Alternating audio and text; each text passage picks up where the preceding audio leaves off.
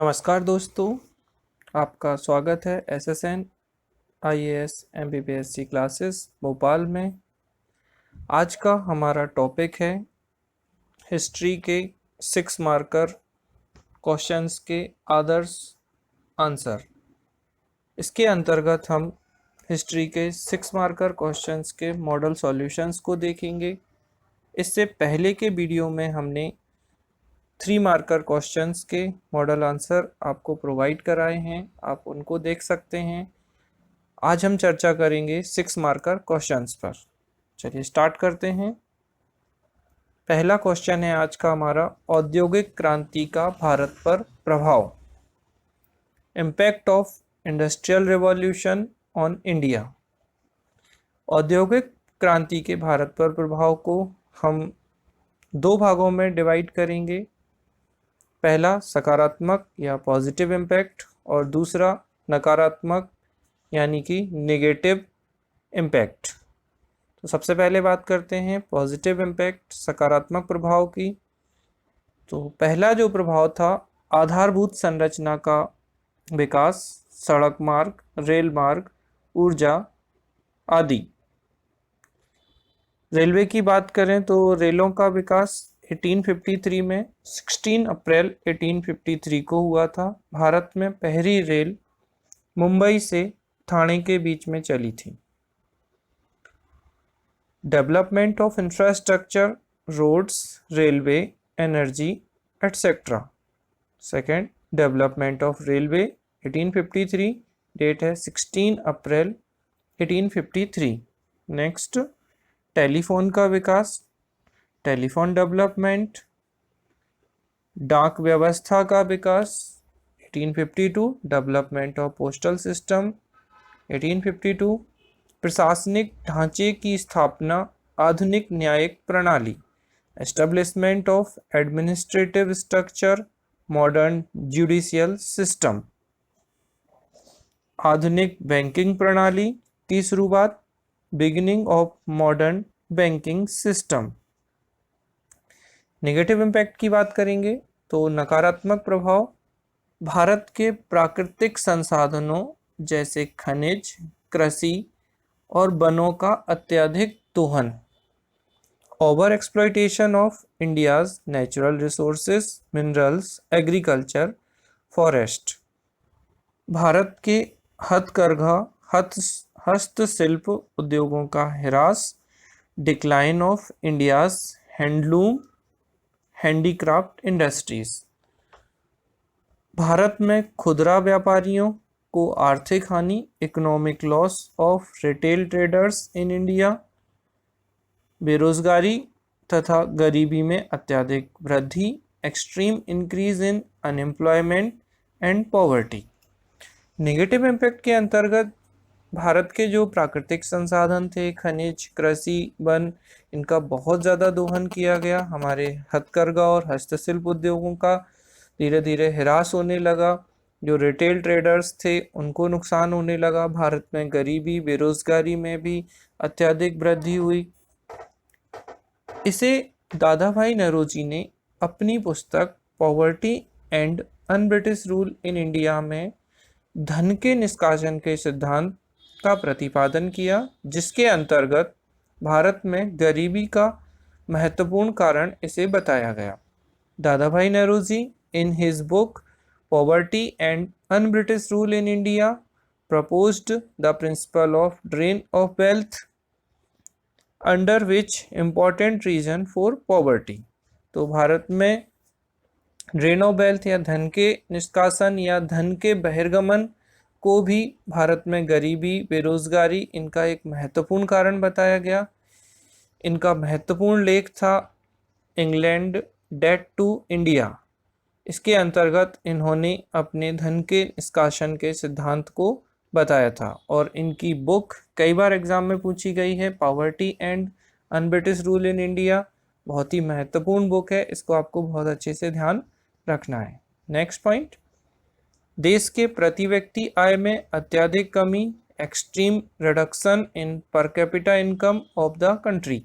और उस समय दादा भाई नौरोजी ने प्रति व्यक्ति आय या पर कैपिटा इनकम ₹20 बताई थी। ये क्वेश्चन भी कई बार एग्जाम में आया है, आप इसे अच्छे से याद रखेंगे। कृषि एवं कृषकों की स्थिति दयनीय हुई। The condition of agriculture and farmers was extremely pathetic. तो इस तरीके से हमने औद्योगिक क्रांति के सकारात्मक और नकारात्मक प्रभावों को देखा। Next question, provisions of Mountbatten plan, इसी को हम 3 June plan, Dickie Bird plan, Balkan plan. तो माउंटबेटन योजना के प्रावधान, इसी को हम कहते हैं 3 जून योजना, डिकी वर्ड योजना, बाल्कन योजना, और एक अन्य नाम हम इसका जानते हैं भारत विभाजन की योजना। प्रावधानों को देखते हैं। British India was to be partitions into 2 dominions, India and Pakistan. British Bharat को 2 अधिराज्यों में विभाजित किया जाना था, भारत और Pakistan. The constitution framed by constituent assembly would not be applicable to Muslim majority areas as these would become Pakistan. संविधान सभा द्वारा बनाया गया संविधान मुस्लिम बहुल क्षेत्रों पर लागू नहीं होगा, जैसा कि ये पाकिस्तान बन जाएगा। जब ये पाकिस्तान बन जाएगा तो उस पर पाकिस्तान की जो संविधान सभा होगी उसके प्रावधान लागू होंगे। The question of separate constituent assembly for the Muslim majority areas would be decided by these provinces. Muslim बहुल क्षेत्रों के लिए एक अलग संविधान सभा का प्रश्न इन प्रांतों द्वारा निर्धारित किया जाएगा। The legislative assembly of Sindh would decide whether to join the Indian constituent assembly or not. Sindh की विधानसभा यह तय करेगी कि भारतीय संविधान सभा में शामिल होना है या नहीं। तो इसको जो अधिकार दिए गए थे वो सिंध की विधानसभा को दिए गए थे। Next, referendum was to be held on NWFV, north western frontier province, to decide which dominion to join. NWFV decided to join Pakistan, while Khan Abdul Ghaffar Khan boycotted and rejected the referendum. NWFV Hindi meaning उत्तर पश्चिमी सीमांत प्रांत पर एक जनमत संग्रह आयोजित किया जाना था ताकि यह तय किया जा सके कि किस प्रभुत्व या किसके साथ वह रहना पसंद करेंगे। NWFV ने पाकिस्तान में शामिल होने का फैसला किया, जबकि खान अब्दुल गफ्फार खान ने बहिष्कार किया और जनमत संग्रह को खारिज कर दिया। खान अब्दुल गफ्फार खान के बारे में आपको थोड़ा सा जानना चाहिए। यहाँ पर खान अब्दुल गफ्फार खान को हम फ्रंटियर गांधी के नाम से भी जानते हैं और इनकी संस्था खुदाई खिदमतगार थी और उनके सदस्य लाल कुर्ती आंदोलन के लिए भी काफ़ी प्रसिद्ध रहे हैं और गांधी जी के सविनय अवज्ञा आंदोलन के दौरान इन्होंने लाल कुर्ती आंदोलन चलाया था तथा ये महात्मा गांधी को मलंग बाबा के नाम से पुकारते थे। Next, the date for transfer of power was to be August 15, 1947। सत्ता हस्तांतरण की तारीख 15 अगस्त 1947 होनी थी। To fix the international boundaries between the two countries, the boundary commission was established chaired by sir Cyril Radcliffe. The commission was to demarcate Bengal and Punjab into the two new countries. दोनों देशों के बीच अंतर्राष्ट्रीय सीमाओं को तय करने के लिए साइरल रेडक्लिफ की अध्यक्षता में सीमा आयोग की स्थापना की गई थी। आयोग को बंगाल और पंजाब दो नए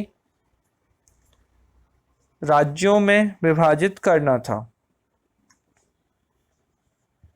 The princely states were given the choice to either remain independent or accede to India or Pakistan. रियासतों को या तो स्वतंत्र या भारत या पाकिस्तान में रहने का विकल्प दिया गया था। ये फूट डालो और शासन करो की नीति थी, जिसके अंतर्गत ये प्रावधान किया गया था कि अगर देसी रियासतें स्वतंत्र रहती हैं या ब्रिटिशर्स के साथ पहले जैसे संबंध बना के रखती हैं तो भारत कई भागों में विभाजित हो जाएगा।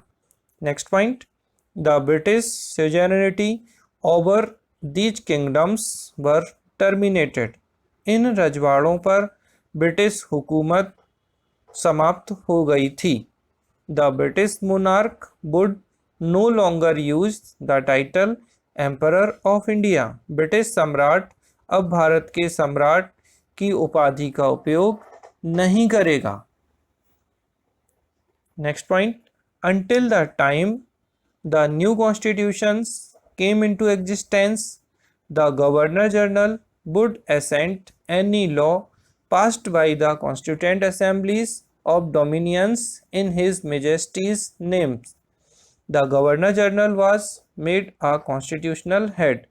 जब तक नया संविधान अस्तित्व में नहीं आए तब तक गवर्नर जनरल महामहिम के नाम पर प्रभुत्व वाली संविधान सभाओं द्वारा पारित किसी भी कानून को स्वीकार करेगा और गवर्नर जनरल को संवैधानिक प्रमुख बनाया गया। बाद में यही गवर्नर जनरल परिवर्तित होकर राष्ट्रपति के रूप में आ जाएंगे।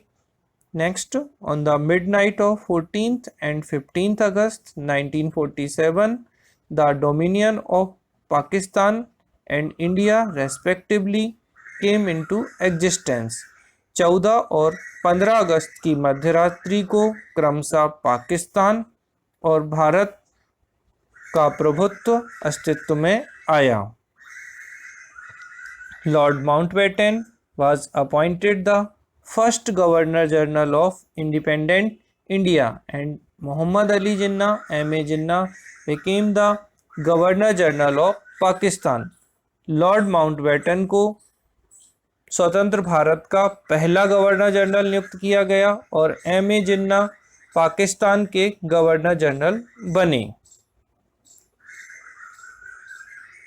नेक्स्ट क्वेश्चन की हम बात करेंगे 7 ईयर वॉर। तो reasons for the 7 year war, सप्तवर्षीय युद्ध के कारण। The major reasons for the 7 year war were, first reason की बात करते हैं तो first reason was Maria Theresa's reconquering of Silesia, reestablishing the prestige of Austrian empire in European politics and being ready for the overthrow of Prussia. On the other hand, Frederick the Great, the ruler of Prussia, was also determined to retain his dominion over Silesia and not to allow the influence of Habsburg dynasty to grow. So there was enmity between Austria and Prussia. सर्वप्रथम Maria Theresa का silicea पर पुनः विजय प्राप्त करना, यूरोपीय राजनीति में Austria के साम्राज्य की प्रतिष्ठा पुनः स्थापित करना और प्रशा के पराभव के लिए तैयार होना था। उधर प्रशा का शासक फ्रेडरिक महान भी साइलेशिया पर अपना आधिपत्य बनाए रखने और हैब्सबर्ग वंश, इंपॉर्टेंट है याद रखिएगा, हैब्सबर्ग वंश के प्रभाव को न बढ़ने देने के लिए कृत संकल्प था। अतः ऑस्ट्रिया और प्रशा के मध्य शत्रुता हो गई। Next, the second reason of the 7 year war was the traditional trade rivalry and enmity between France and England, which had already led to the start of colonial war between these two countries. सप्तवर्षीय युद्ध का दूसरा कारण France और England के मध्य परंपरागत व्यापारिक प्रतिद्वंद्विता और शत्रुता थी, जिसके फलस्वरूप पहले से इन दोनों देशों के मध्य औपनिवेशिक युद्ध प्रारंभ हो चुके थे, जैसा कि आप यूएसए में देखते हैं। Next, one of the reason for this war was Maria Theresa's Treaty of Versailles with France and Russia, due to which England signed Treaty of Westminster with Prussia for her defense। इस युद्ध का एक कारण Maria Theresa का France और रूस के साथ वर्साई की संधि थी, जिसके कारण इंग्लैंड ने अपनी रक्षा के लिए प्रशा के साथ वेस्टमिंस्टर की संधि की। Next, another cause of the Seven-Year War was the invasion of Saxony province in 1757 by Prussia, which made Russia and Sweden join Austria and thus began a civil war, fearing for safety of their respective states। सप्तवर्षीय युद्ध का एक और कारण Prussia द्वारा 1757 में Saxony प्रांत पर आक्रमण था, जिससे अपने अपने राज्यों की सुरक्षा के प्रति आशंकित होकर रूस और स्वीडन ऑस्ट्रिया के साथ मिल गए और इस प्रकार गृह युद्ध प्रारंभ हो गया। नेक्स्ट क्वेश्चन पर हम बात करते हैं, results of the first battle of Panipat, Panipat के प्रथम युद्ध के परिणाम। This war was a decisive and important war in the history of India. This war had the following impressive result। Panipat का प्रथम युद्ध भारत के इतिहास में बहुत ही महत्वपूर्ण और निर्णायक युद्ध था। इस युद्ध के महत्वपूर्ण परिणाम दिखाई देते हैं। First, decisive war. This war was a decisive war in the history of India। The Lodhis were defeated in this war। निर्णायक युद्ध, यह भारत के इतिहास में एक निर्णायक युद्ध था। इस युद्ध में लोधियों की पराजय हुई। पानीपत के युद्ध के बारे में थोड़ा मैं अलग से आपको बताऊं कि पानीपत का प्रथम युद्ध 21 अप्रैल 1526 को, 21 अप्रैल 1526 को बाबर और लोधी वंश के शासक इब्राहिम लोधी के बीच हुआ था। इस युद्ध में बाबर की विजय हुई थी तथा बाबर ने तुलगुमा पद्धति का इस्तेमाल किया था, जो उसकी विजय का एक महत्वपूर्ण कारण माना जाता है। Next point, end of Lodhi dynasty. As a result of this war, Lodhi dynasty in India came to an end completely। Their power was completely eliminated from Delhi and Punjab. Lodhi वंश का अंत। इस युद्ध के परिणाम स्वरूप भारत में लोधी वंश का पूर्णतः अंत हो गया। उनकी सत्ता दिल्ली और पंजाब से पूर्णतः समाप्त हो गई। बहुत इंपॉर्टेंट है, आपको याद रखना है। Rise of the spirit of enthusiasm among the Afghans। This defeat opened the eye of the Afghans। They became aware of their military incompetence। Therefore, a feeling of new enthusiasm arose in them and they began to organize their power rapidly। अफगानों में उत्साह की भावना का उदय, इसको आपको अच्छे से समझना है। इस पराजय ने अफगानों की आंखें खोल दी और उन्हें अपनी सैनिक योग्यता का आभास हो गया, अतः उनमें नवीन उत्साह की भावना का उदय हुआ और वो तेजी से अपनी शक्ति का संगठन करने लगे थे। Next, Babur received immense wealth। Babur received immense wealth from Delhi in this war। He distributed that wealth to his subjects and soldiers। Babur को अपार धन की प्राप्ति हुई। इस युद्ध में बाबर को दिल्ली से अपार धन प्राप्त हुआ और उसे धन को अपनी प्रजा और सैनिकों में बांट दिया था। Next, end of Babur difficulties. After this victory, Babur soon took control of Delhi and Agra। He had already established authority over Punjab. Hence, his difficulties now completely ended and he became the master of vast empire. Babur की कठिनाइयों का अंत। इस विजय के पश्चात बाबर ने शीघ्र ही दिल्ली और आगरा पर अधिकार कर लिया। इंपॉर्टेंट है, ये आपको ध्यान रखना है। उसका पंजाब पर पहले ही अधिकार हो चुका था, अतः उसकी कठिनाइयों का अब पूर्णतः अंत हो गया था और वह एक विशाल साम्राज्य का स्वामी बन गया। Next, establishment of a new dynasty. This war resulted in the establishment of a new dynasty in India, which came to be known as Mughal dynasty. The emperor of the Mughal dynasty ruled India for a long time and provided their support in the national unity of India. एक नवीन राजवंश की स्थापना। इस युद्ध के परिणाम स्वरूप एक नवीन राजवंश की स्थापना हुई जो मुगल वंश के नाम से विख्यात हुआ। मुगल वंश के सम्राटों ने दीर्घकाल तक भारत में शासन किया और भारत की राष्ट्रीय एकता में अपना सहयोग प्रदान किया। Establishment of secular state. The Mughals established a secular state in India. He treated all regions generously, completely excluding reason from politics. धर्मनिरपेक्ष राज्य की स्थापना। मुगलों ने भारत में धर्मनिरपेक्ष राज्य की स्थापना की। उन्होंने धर्म को राजनीति से पूर्णतः पृथक करके सभी धर्मों के साथ उदारता का व्यवहार किया। The most decisive result of this war was the rule of Delhi Sultanate came to an end and a new dynasty, Mughal dynasty, was established in India. इस युद्ध का सबसे निर्णायक परिणाम यह रहा कि दिल्ली सल्तनत के शासन का अंत हो गया।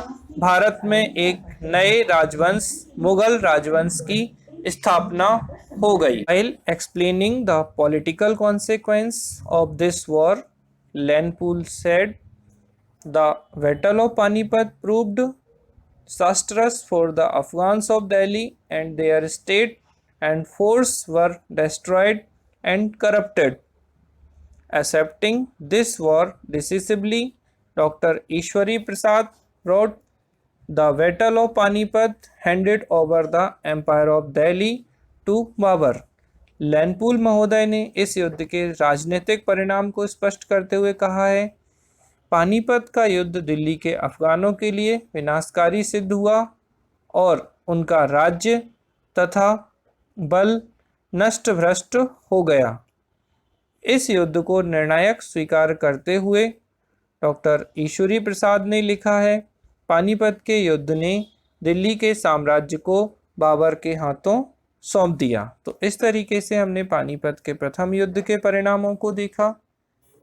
नेक्स्ट क्वेश्चन की बात करते हैं, इम्पैक्ट ऑफ 1857 रिवॉल्ट, 1857 के विद्रोह या क्रांति के प्रभाव।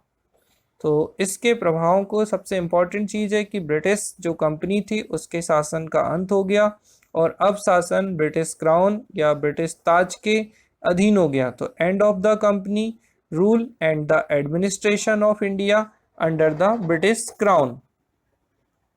नेक्स्ट, गवर्नर जनरल को अब वाइसराय कहा गया और भारत कार्यालय द्वारा तैयार नीतियों के कार्यान्वयन के लिए जिम्मेदार था। The governor general was now called the viceroy and was responsible for the implementation of policies formulated by the India office.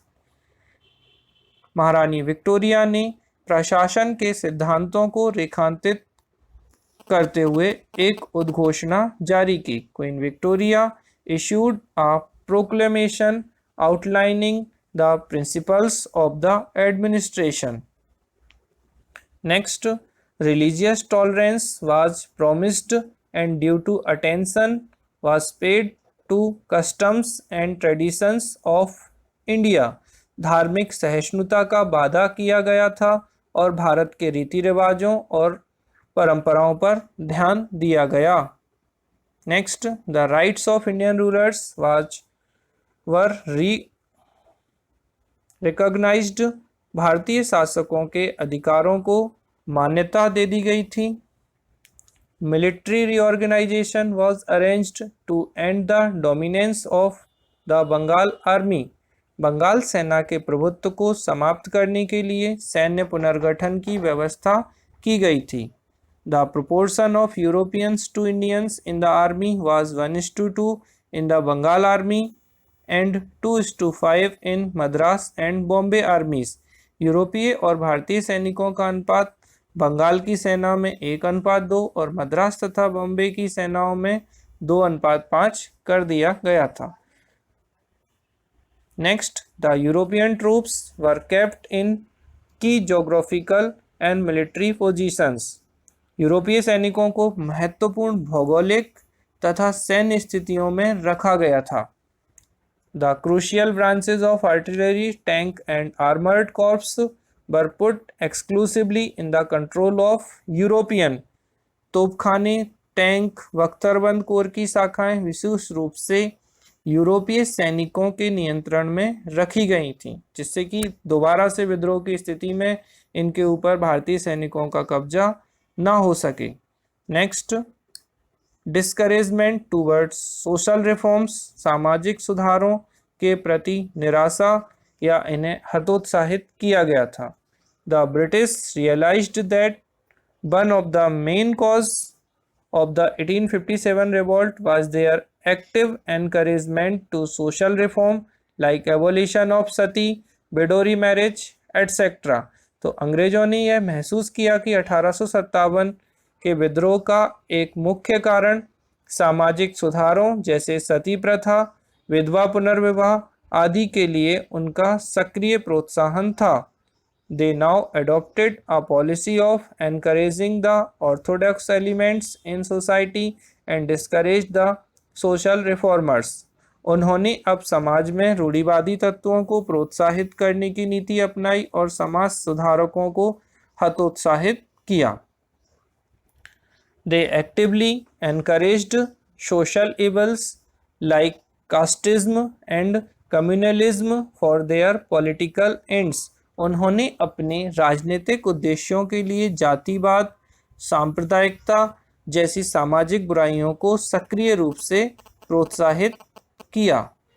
Next point, neglect of social services, सामाजिक सेवाओं की उपेक्षा।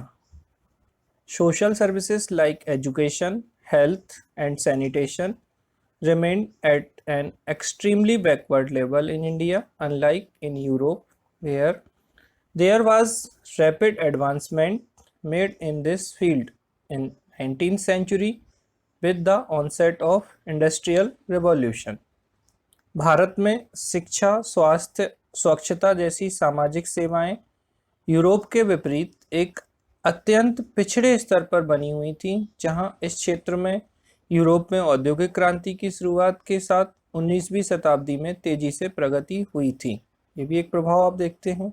Next, most of the revenue of the government was spent on the upkeep of the army, military, conscript and administrative service, while the social services were grossly neglected. सरकार के अधिकांश राजस्व सेना, सैन्य विजय और प्रशासनिक सेवाओं पर खर्च किए गए थे, जबकि सामाजिक सेवाओं की अत्यधिक उपेक्षा की गई थी। तो अधिकांश खर्च इन सारी चीज़ों पर किए जाने लगे थे। ये प्रभाव भी आप देखते हैं।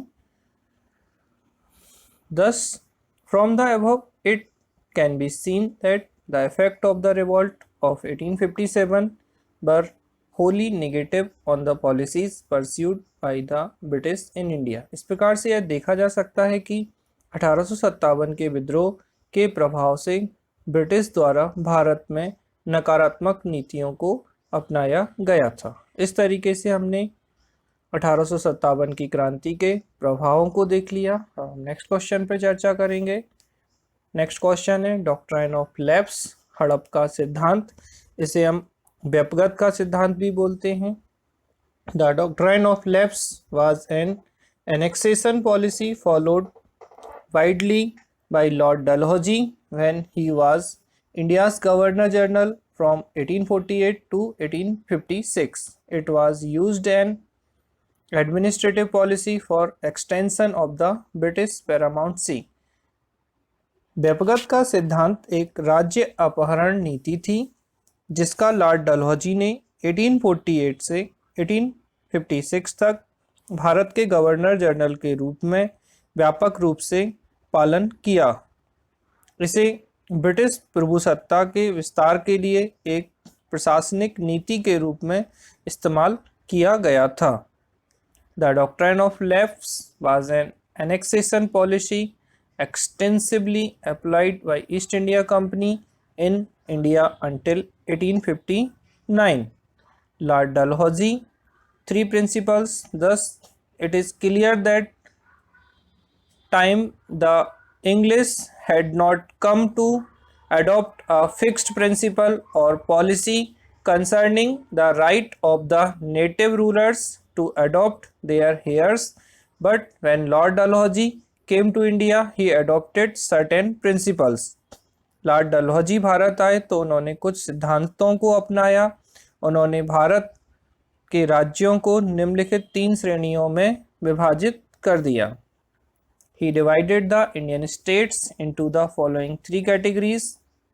First, those states which directly or indirectly were created by the English. Second, those states which were dependent on the English. Third, independent states.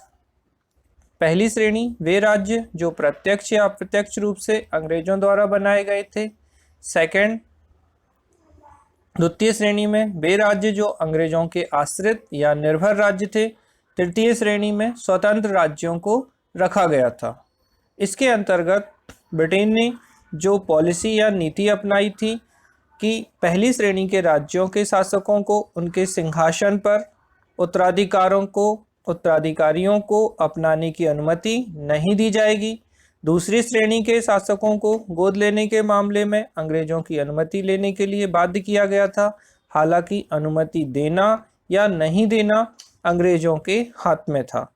तीसरी श्रेणी के शासकों को अपने उत्तराधिकारियों को गोद लेने के लिए स्वतंत्र थे। It was further decided that the rulers of the state, the first category, would not be allowed to adopt their heirs to their throne. The rulers of the second category were bound to seek the permission of the English in case of adoption, which, however, could be granted or refused, and the rulers of the third category were free to adopt their heirs.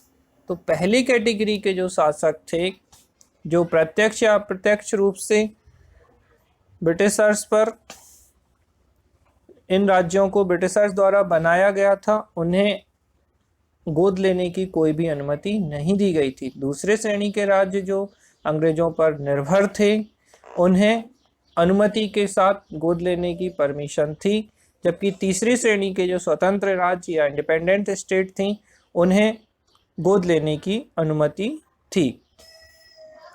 Next हम देखेंगे कौन कौन से राज्य हैं जो इसकी annexation policy या व्यपगत के सिद्धांत के अंतर्गत लागू किए गए। तो सबसे पहले सतारा को हड़प नीति के अंतर्गत 1848 में, जैतपुर को 1849 में, संभलपुर 1849, बघाट 1850, उदयपुर 1852, झांसी काफ़ी इम्पोर्टेंट है ये 1853, नागपुर 1854। नेक्स्ट 1855 में करौली को किया गया था, जो इसमें लिखा नहीं है, आप ध्यान रखेंगे करौली को 1855 में। और last Awadh on the grounds of internal मिसरूल on 7 फरवरी 1856। अवध को 7 फरवरी 1856 को कुशासन के आरोप में हड़प लिया गया था। काफ़ी महत्वपूर्ण है, कई बार आपके एग्जाम में पूछा गया है। पहला राज्य जो हड़प नीति के अंतर्गत शामिल किया गया था सतारा था। झांसी को कब शामिल किया गया? 1853 में। हड़प नीति के अंतर्गत कुशासन का आरोप लगाकर किसको हड़पा गया था? तो अवध था, जिसे कुशासन के आरोप में शामिल कर लिया गया था। Next, effect of the doctrine of lapse, हड़प नीति के प्रभाव।